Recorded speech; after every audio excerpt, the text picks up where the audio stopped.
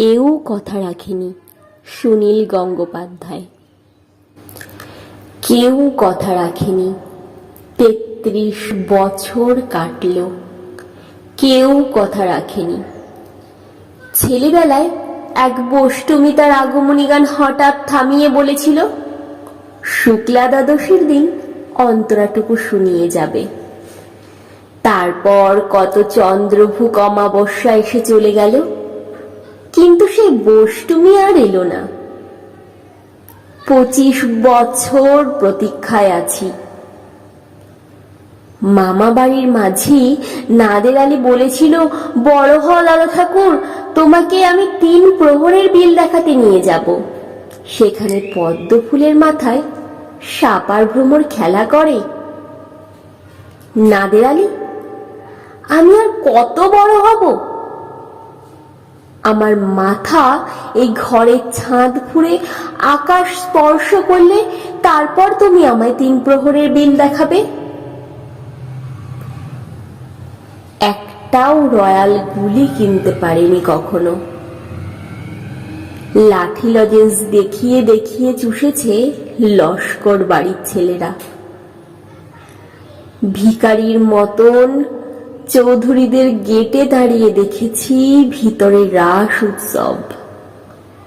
অবিরল রঙের ধারার মধ্যে সুবর্ণ কঙ্কন পরা ফর্সা রমণীরা কত রকম আমোদে হেসেছে।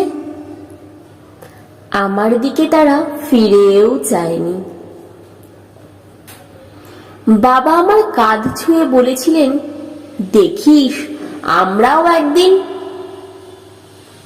বাবা এখন অন্ধ, আমাদের দেখা হয়নি কিছুই।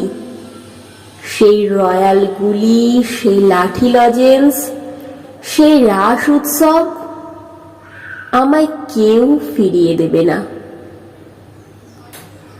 বুকের মধ্যে সুগন্ধি রুমাল রেখে বরুণা বলেছিল, যেদিন আমায় সত্যিকারের ভালোবাসবে সেদিন আমার বুকেও এইরকম আতরের গন্ধ হবে।